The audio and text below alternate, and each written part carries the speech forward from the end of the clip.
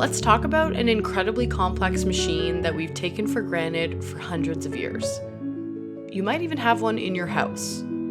First, you press a button. This button is attached to a long piece of wood that itself is a weighted lever.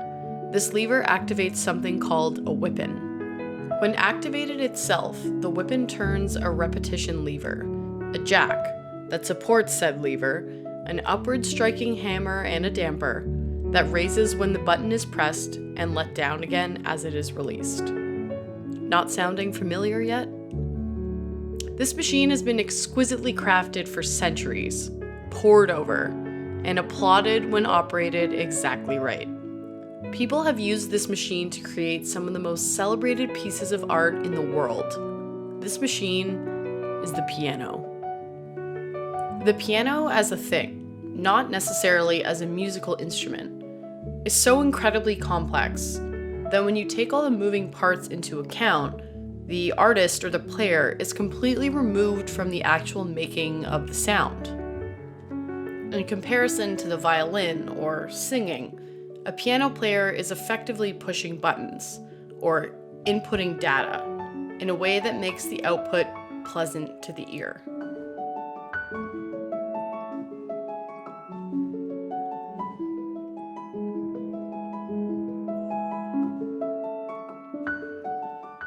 As soon as a musician puts an instrument between themselves and the actual music being played, the musician is no longer actually creating music with their flesh and bones.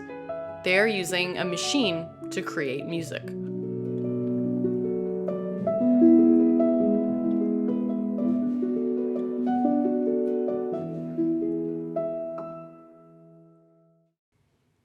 Now, we've become more and more open to this idea over the past 40 years or so.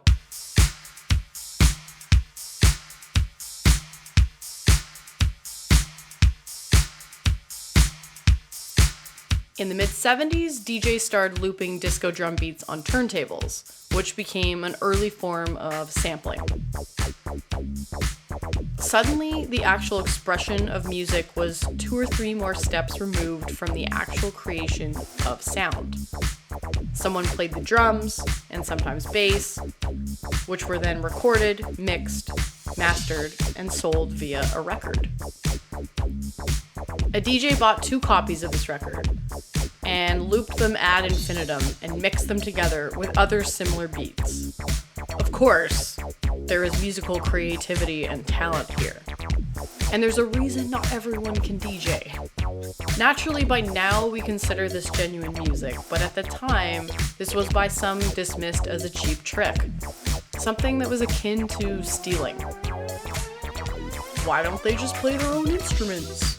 Can't they think up any of their own songs or material? If this music already exists, is this really new music? Today, there's a group of musicians / computer scientists who are creating brand new kinds of machines.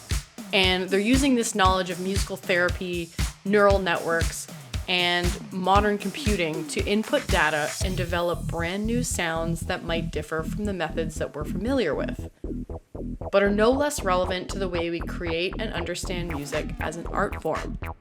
Now, it's further separation from the physical creation of music, but is no less relevant than the piano or a set of turntables per se. Pathos is a communication technique that appeals to the emotion of the audience. It's evocative, touching on something unique and intuitive. So, can a few lines of code, an AI, a machine learning algorithm, master the communication of human emotion and evoke pathos? So much of music is based on creating something to make us feel. How does artificial intelligence fit within such an inherently human craft? I want to say, what does the future look like? But what does the future sound like? I'm Laura McInnes-Ray, and you're listening to Beneath the Rhythm, an RX Music podcast.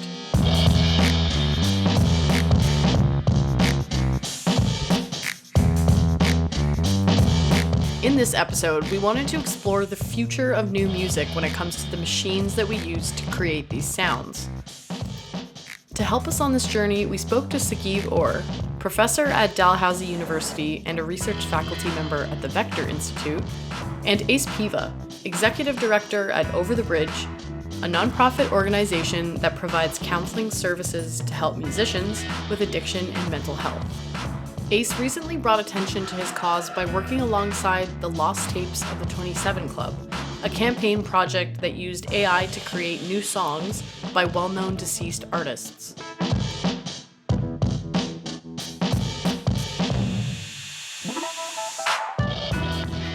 I'm Ace Piva, and I am the executive director of Over the Bridge.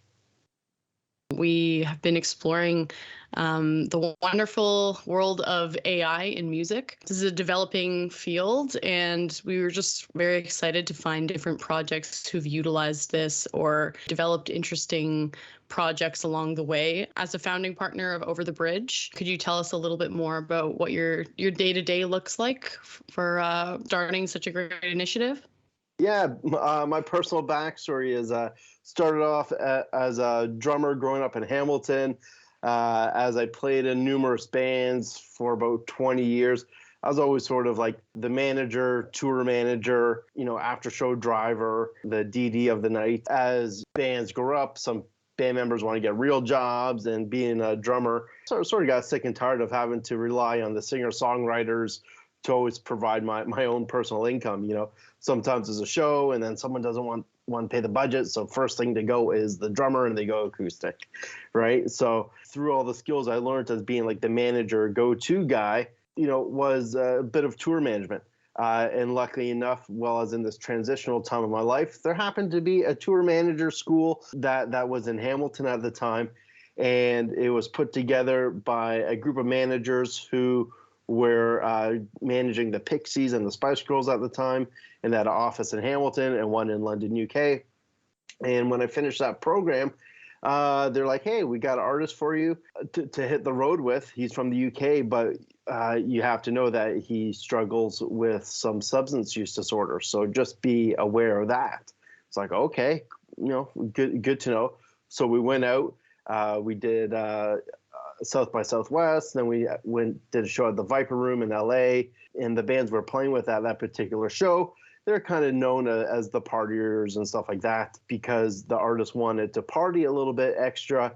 He wanted money coming out of the tour, and I said, well, I can't give you that money. He's like, well, we had a big argument, and we almost had to throw down behind the Viper Room over money. The manager calls me, goes, did you give it to him? I go, nope. He's like, all right, good night. Went back to sleep.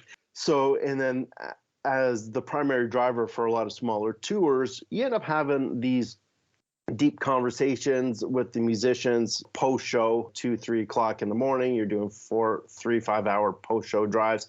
You end up really getting into a lot of personal talks, a lot of conversation about a lack of work-life balance. You're either on the road all the time or on the road all the time. There's no real healthy balance there, amongst a lot of different other topics. But I was out with one particular artist where he was 3 years into recovery, and he had relapsed about a week and a half into a 6-week tour, and the whole thing turned into a mess. That really influenced me thinking, like, what could I have done to help this artist out more? I told management, I told the agents, they really didn't seem to care. As long as we got on stage and we got paid, but that was the priority. So after that tour, it took me a little bit of time because I didn't know what direction to go in, but I knew I wanted to learn something to better support that artist. I came to the conclusion that I'd go back to school, become an addictions counselor. My goal at that point was to be a tour manager, addictions recovery coach. However, through that experience of working with these guys who just got out of jail at these programs, I learned that no matter what I do, the person really needs to want to make a change. But also, they do get influenced by their peers, because I'm dealing with the guys who was just getting out of jail. They didn't trust me. They trusted the guys who they'd been in jail with. I'd often get oh, you're the counselor? Go F yourself, because I wasn't one of them. But where the work really did happen was between them. All I did was I provided a space for people to talk and I provided a place where they could create peer support because they already trusted each other, and they would see how well one guy's doing, and they would basically bounce ideas and work with each other. And my job was to keep everything, the conversation, on target and not get sidetracked too often. With that experience, I was like, man, the music industry really needs a community like this. So I started up a Facebook group just for musicians and people of the music industry. After a couple of weeks, we had a couple hundred members. It really grew fairly quick. And someone suggested, oh, you should make this into a nonprofit. I was asking a lot of people a lot of questions. I was getting the door shut on me a lot, but I just kept going. And now that group is over 1,200 members strong. We collaborate with different mental health people, counselors, therapists, and such, to answer some of the harder questions that people may have, as well as, really rely on each other's peer support and experience. And that's where over the bridge kind of started and came to be. And at this point, we're a Canadian nonprofit, changing as well as having the conversation about mental health and recovery in the music community, while providing a safe space, support, so our members can thrive.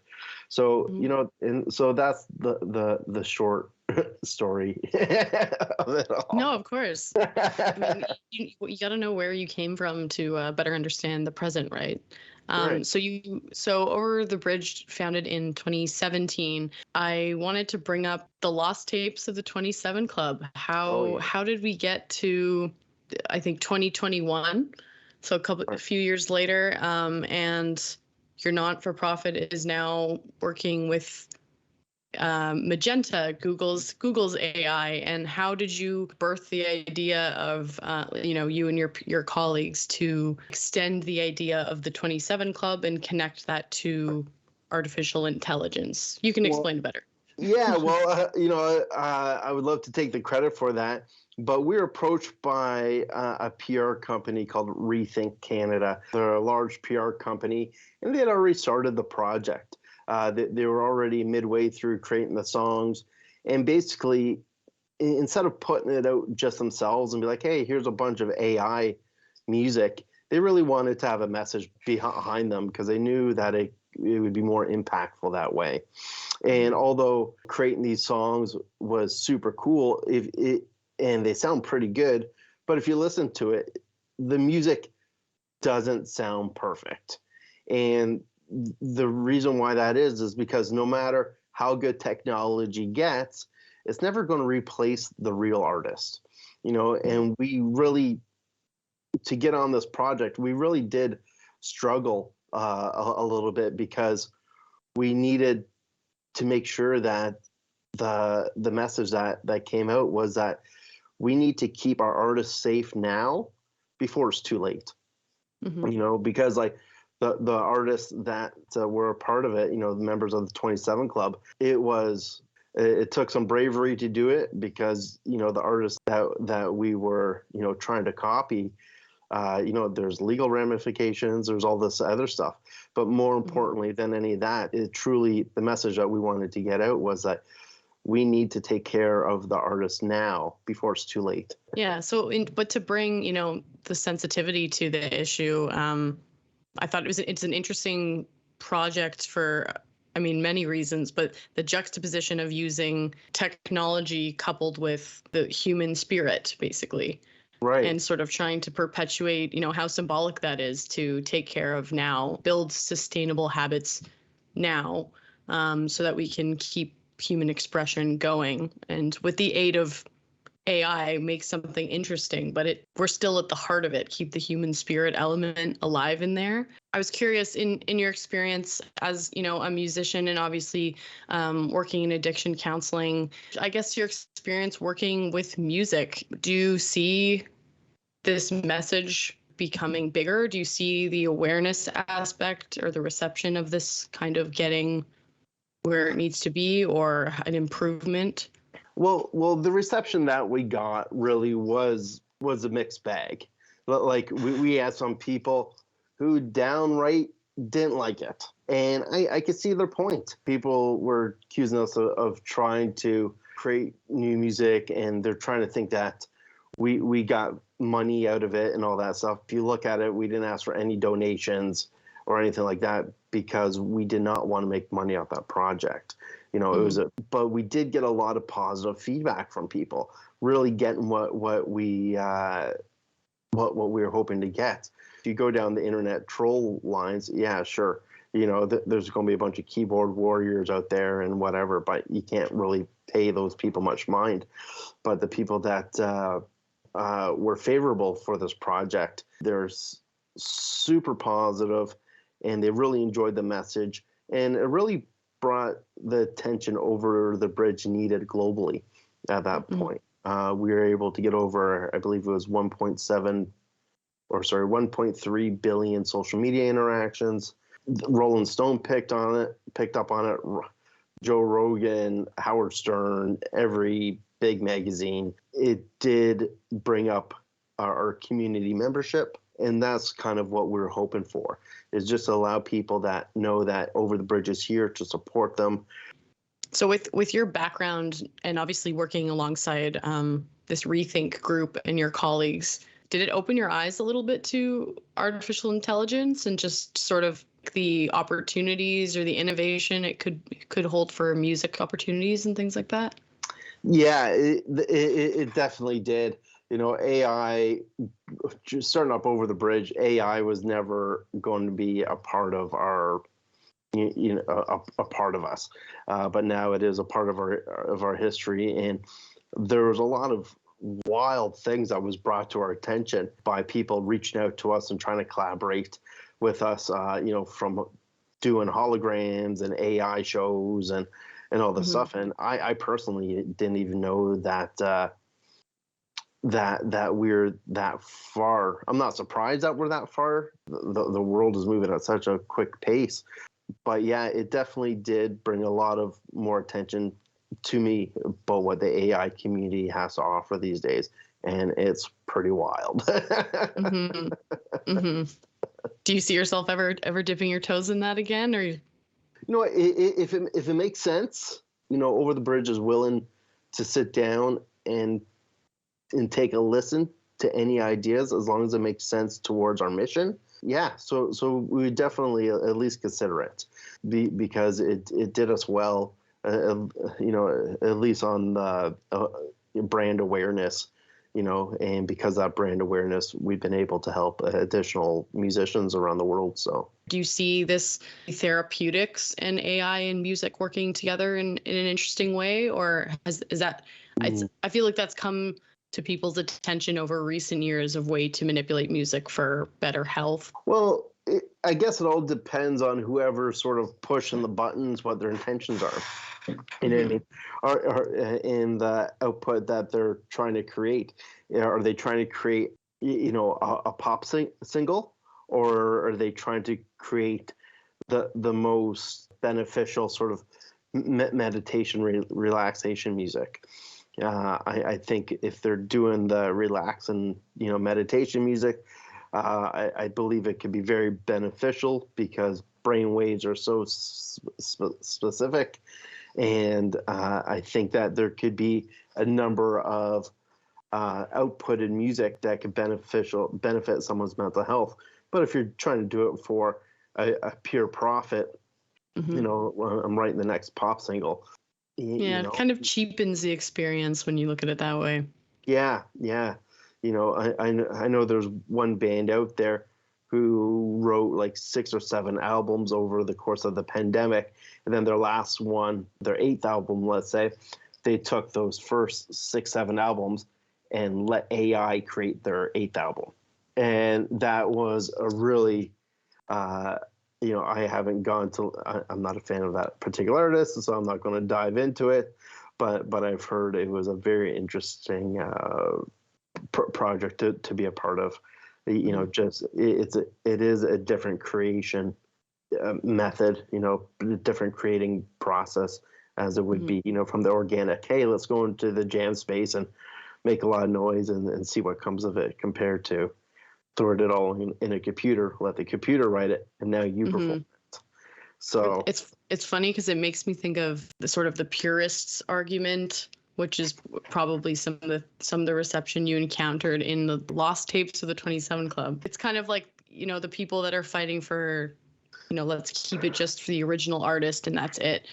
And I think of, the recent craze of like NFTs in art and kind of people just going head to head saying like, no, that doesn't count, or that's not what real art is. Like, I think there's this discourse is going to continue heavily in the coming years as we sort of start to fight and work alongside technology. But I'm excited to see where it goes. yeah, AI music is definitely not the way of the past because it wasn't available. But I think as any new process, it is an interesting process to sort of dive into and understand.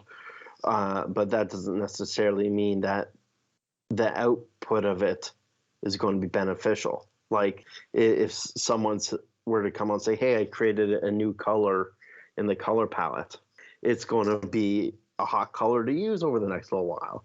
And everything's going to be whatever that color is.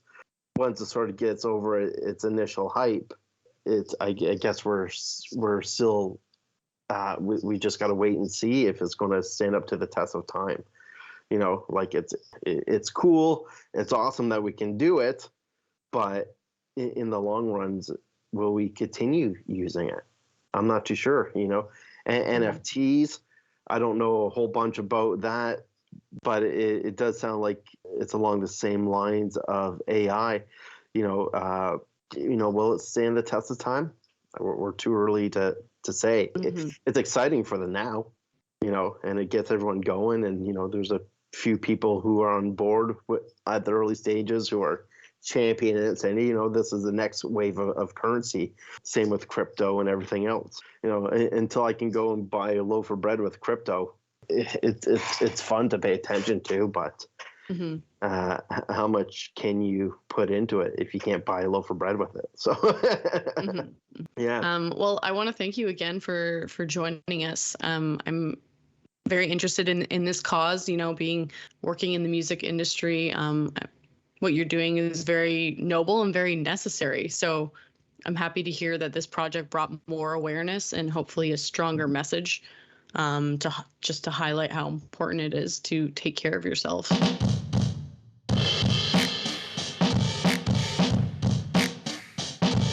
My name is Sageev Oore, and I'm a professor at Dalhousie University and a research faculty member at the Vector Institute, and I work on machine learning, in particular machine learning for audio, computational creativity in music, speech, and a variety of other applications. So essentially, we're diving into AI and some prevalent projects we're seeing sort of on the horizon, especially with the focus on music. When we came across, your profile, I thought you were an excellent candidate to sort of chat further and to get kind of a better understanding between how we can build connections between music and AI working in tandem, and especially as your background as a professional musician, as well as working in computer science and research.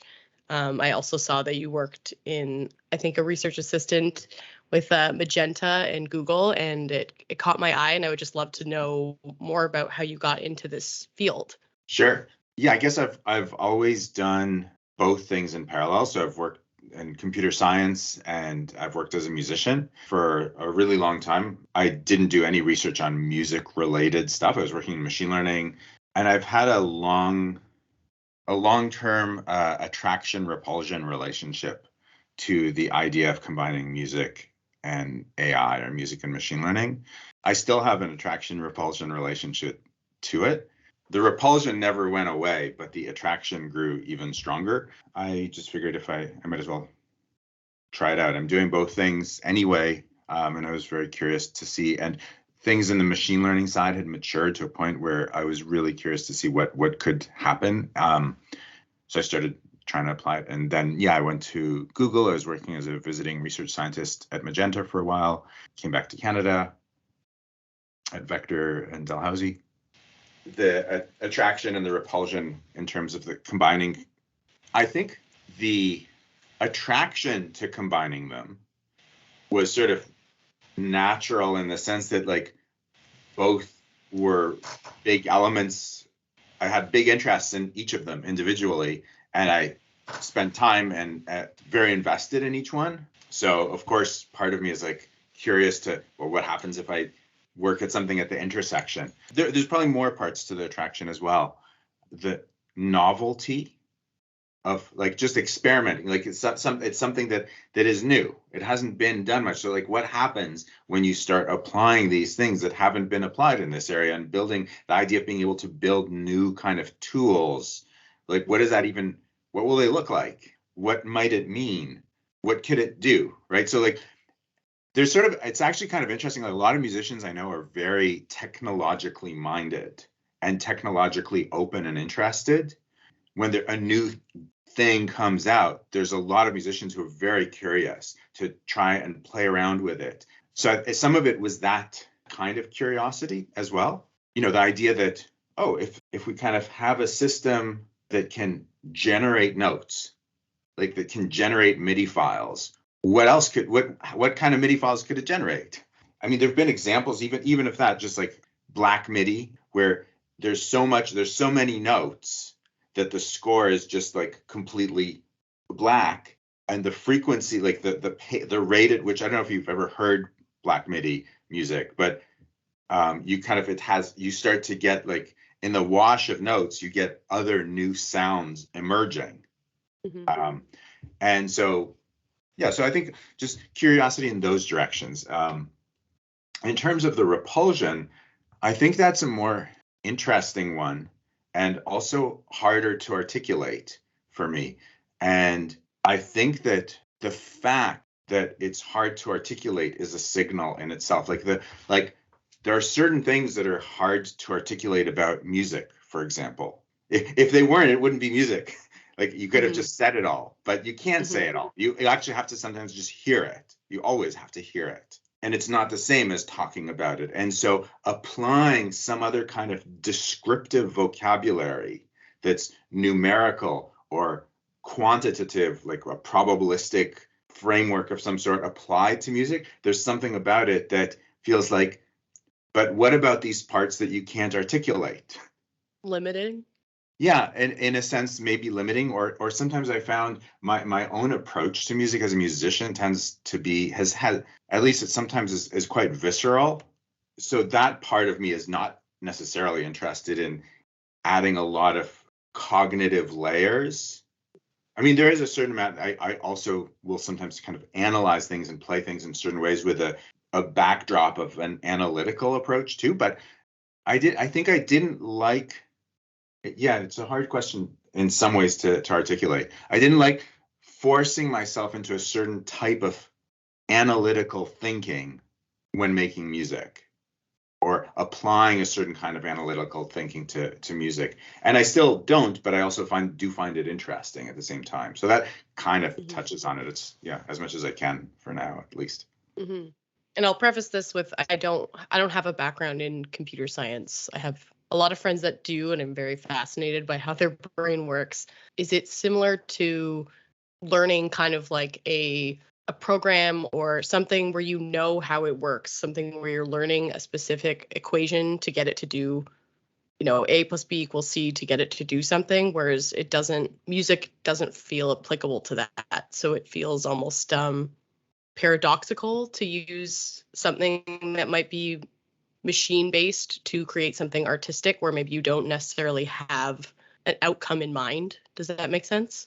Mental approach to telling a story, for example, contradictions are sort of can be forgivable in a certain way. Like it's okay if not everything, like on one hand, you do want things to make sense on a certain level, but it's also okay if on some levels there appear to be contradictions. We can hold them, right? I mean, our dreams, we don't stop having a dream the moment there was a contradiction. It was like, oh my God, this can't be real because there's a contradiction. We just keep dreaming, right? We're able to contain that.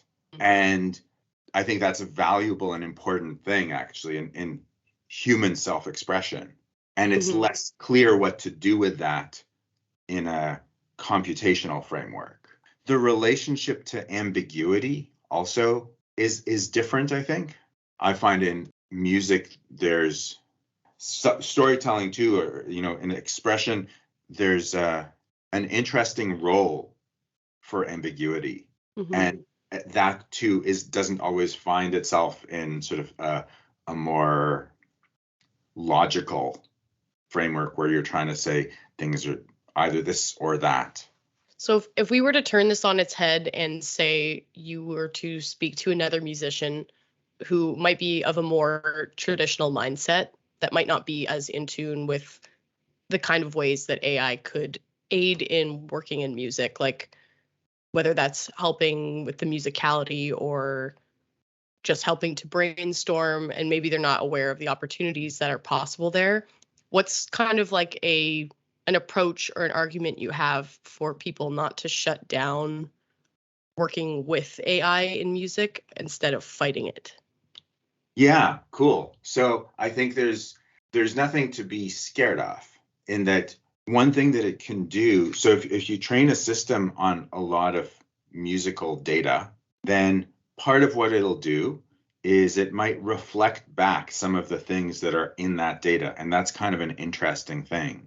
If you think about all kinds of technological innovations that have been done for either for music already, right? All kinds of effects.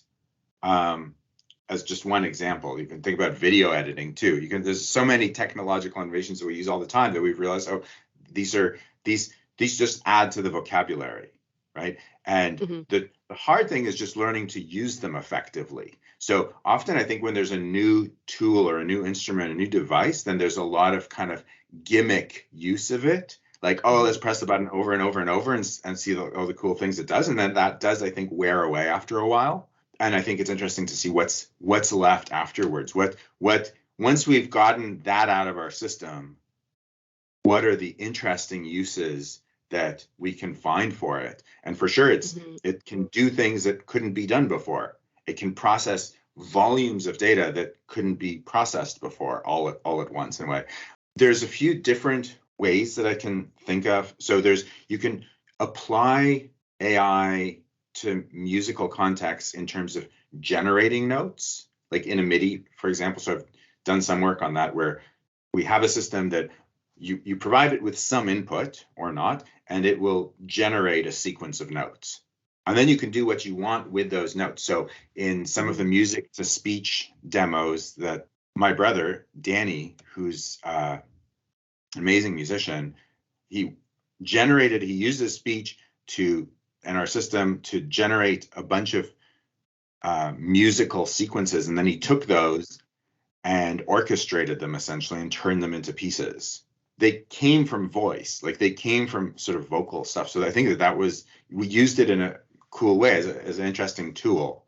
I think one of the hard things also, so this is now flipping back to the other side of it, is in general, I think as humans, I guess, I don't know, as what, as people, technology, one of the tricky things about using a lot of technology is that it's hard to remember to keep breathing, right? It doesn't draw us into our own bodies often. Even if an instrument like a piano, which is far removed from voice, right? Like a piano player will often, when they're learning, they'll imitate a violinist or a violinist, and the violinist is imitating a singer in terms of like, how are they phrasing? Where's the source of the phrasing? And it's coming from this sort of at this instinct level. And piano is already very indirect. Like you press a button and then that goes through a series of like 10 other things that get pressed until eventually a string vibrates. And that already distances us. And so the struggle, even for a pianist, is to keep breathing in a way. And so now you add even more layers of indirection of technology, and it's a new level of challenge for people to stay grounded in a way as they're using this and not get kind of know where they are in all of this as well. I think that's not a bad thing. Like, as long as we're aware that that challenge is in front of us and we rise to it and we try it, we do what we can to. I hadn't thought of it that way. To be cognizant of being removed doesn't have to be a bad thing, but you definitely do have to change your outlook on how you're actually creating. In some other conversations that I've had with musicians and people working in the field, a lot of people bring up the element of like that AI strips the human creativity out of it, or the human spirit out of a creative project. And that's obviously a very valid concern. I think it is also a very rigid way of looking at it. In future, what can you think of some ways that this might help us in the industry that might become a little more mainstream or a little more accepted? The ways that AI could maybe help us in orchestra or in entertainment creating and things like that?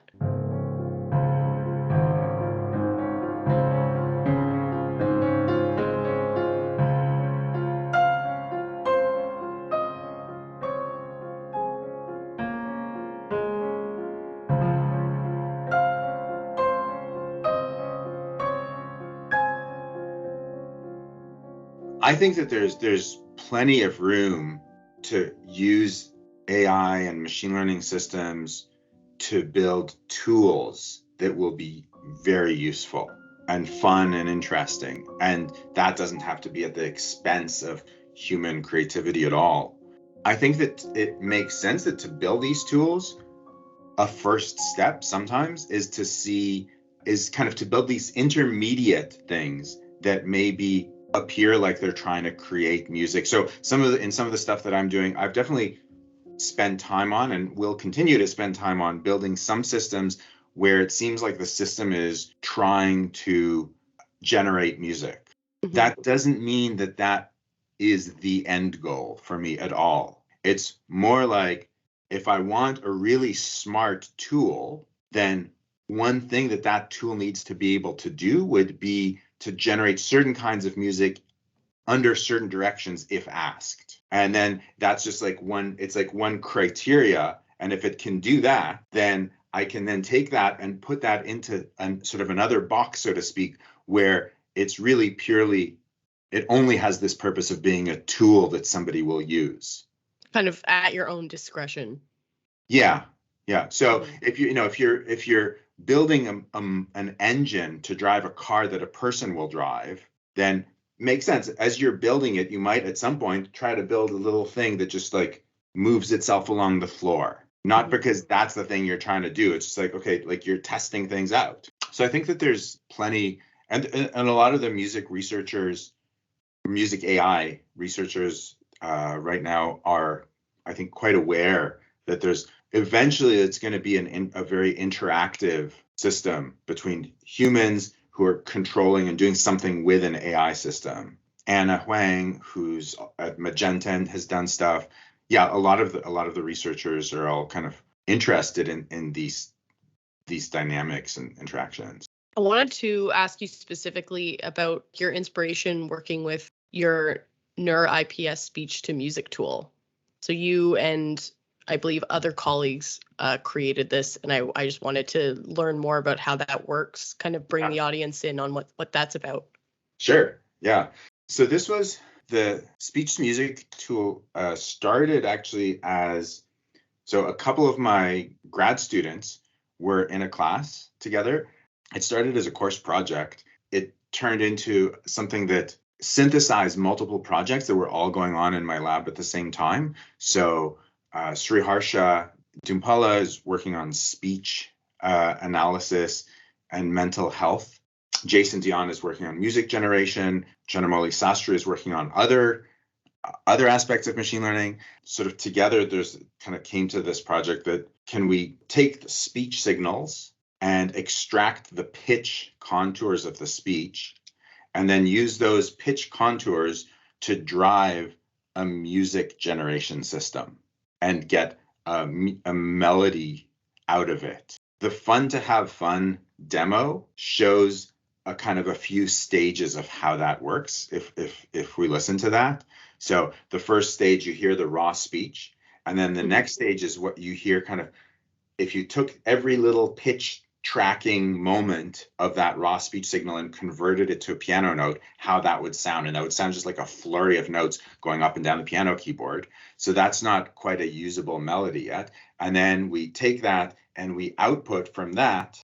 We use a machine learning system to output a more musical-like melody that came based on those contours. And then we passed that musical melody in some of the other demos, like the Moo Cow demo or the Thing 1 and Thing 2 demo. We passed those to my brother, Danny, who then orchestrated all those melodic fragments and turned it into sort of like little 30-second excerpts of orchestrated music, if that makes sense. So it was still put together by a person, and the little bits of it were originated with speech, things that somebody actually just recorded their own voice saying. And the ML system helped, and some other speech processing tools just helped translate that speech into melodic material, which was then taken by the composer and the orchestrator and arranger to get musical excerpts, I guess. What's the next step once you guys were able to reach that point? Like you started with an inspiration and had a bunch of different brains put into making that make sense and actually execute and turn into music. What do you think is what's the next step now that you know you can do that?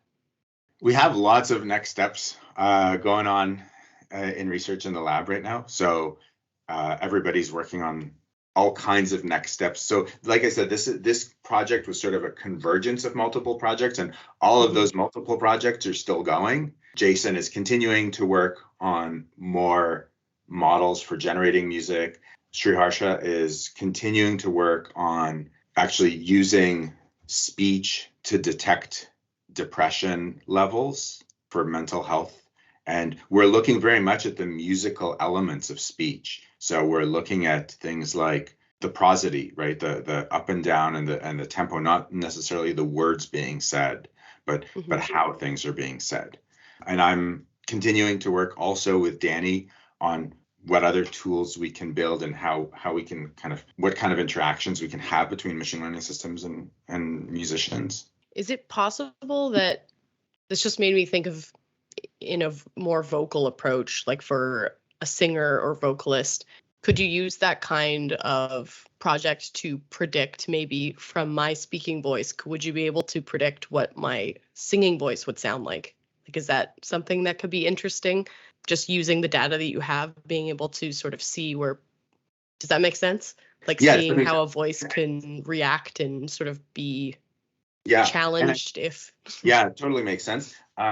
And I think there's been, I can't remember the names of the authors, but there has been some work definitely on generating singing voices and controlling sort of synthetic singing, just as there's controlling synthetic speech. That is indeed relevant. Something you mentioned that's just an interesting factor in all of this is, you said using the data you have or something along those lines. And it's worth kind of knowing or noting that the role of data in machine learning is enormous. It's everything that it does, it's doing based on some data set. Everything, a lot of the thinking in a research group of like, oh, could we do this or could we not do this? Can we try that? A lot of that depends, at the moment at least, on exactly what data is it that we do have. So if we had only data of people speaking, then there's no way we could easily try to train a model to learn to sing because we don't have any examples of it. If we had lots of examples, if we had lots of examples of the same person, here's how they sound when they speak and here's how they sound when they sing, then that might be the kind of data that would allow building a model that learns to translate or learns to predict. This brings up something really important as well, which is when we're training machine learning models on large musical data sets, and I don't have answers for this, but when people are doing that, the question of ownership is really pretty big and unclear. I think. It's not clear how to manage that and how to manage that in the future as more models get trained on larger data sets, because they're trained on the data set. They're trained on stuff that somebody generated. They're trained on stuff that somebody created, somebody produced. And so it's Yeah. not clear what, when the model then produces something or generates something, then how much ownership do the people have whose data this was trained on? That's a good point. I guess the legalities will have to come sort of with each breakthrough. They probably won't come before they're needed. Yeah. In the music industry. But hopefully at least they will come in some fair way when they're needed. What are you personally most excited about after having a career in this and continuing it in research and teaching and mentoring? What are you specifically most excited about? I mean, I'm pretty excited about all the things that are going on in my lab at the moment. Yeah, I'm excited to see how those will develop, how that'll look when put into the hands of musicians.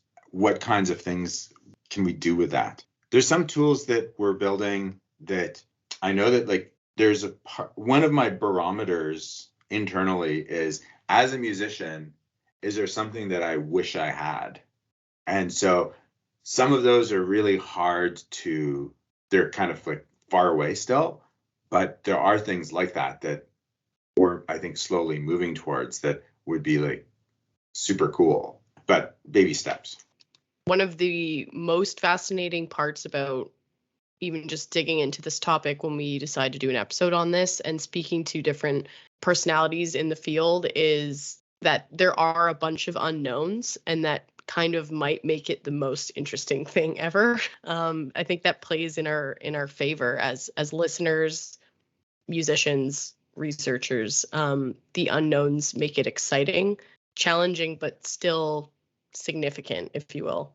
Yeah, I guess I'm excited when we talked earlier about the challenges for human users. So, stay connected when you're using a new technology, how to stay grounded when you're using it and not get sucked into the tricks that piece of technology can do. I'm also excited, and it's not something that I know how to navigate necessarily, but I'm excited for people to like how that progress will look. Like, we tell our kids, sometimes we, try to minimize. We know that screen time is not great for them and minimize their screen time. But as a society, we're still figuring all this out ourselves and figuring out how to minimize our own sucked inness to certain kinds of things. And so we might be able to do more interesting things once we get a grip on some of those aspects of how we approach tools, without getting kind of too charmed by certain elements of them. Yeah, I think definitely what you said earlier about kind of once almost like the Gartner hype cycle sort of settles, and then we realize how relevant these tools can be and which ones are the most applicable to like a mainstream use and things like that. I think you're right about it not necessarily presenting the challenges right away. We're still very much still trying to figure out where those lay. Yeah, we're super early in the cycle, I think. So if you think like a musical instrument like a piano, like it's not like somebody sat down one day and invented the piano, right? It iterated over many generations, and it gradually changed. And it doesn't change like even after a week or even after a year, because like it takes more than a year even to learn to play the thing. You need somebody to really spend thousands of hours learning how to truly play it. And then you start to see, oh, maybe we can tweak it this way or that way. And we are so early in these things, and they keep changing very fast. They're changing faster than the rate at which people can learn to use them. And for now, that's okay. But at some point, things might stabilize. That I'm excited for that, for like once we start to see, and the piano is a great example because it has like embodies a lot of these little challenges. Like, it's an easy instrument to just noodle at, right? Because you press it. Violin is not easy to noodle. You do this and you just get like a squeaky, cracky sound, right? Not everything is a note. Yes, not everything is a note, exactly. And with a piano, everything is a note. You just press a button, you get a note. Yep. So it's easy to detach yourself from what you're playing. With singing, it's harder to noodle. You start to sing, it's like, like your voice is suddenly out there and you've just exposed something. And with piano, you haven't necessarily, right? You're just pressing buttons and something else is causing the note. So how to keep those levels of connection. So I guess I'm excited to see how people figure out how to do that with technology as well. I am really excited about where the rest of your endeavors and project goes, because I'm very invested in this field. Even just in this conversation, I'm thinking about things a little differently. I'm not a professional musician, but it's a massive part of my life and the way I think. So I'm really excited to see how this becomes applicable, and different creative ways we can use it and not fight technology.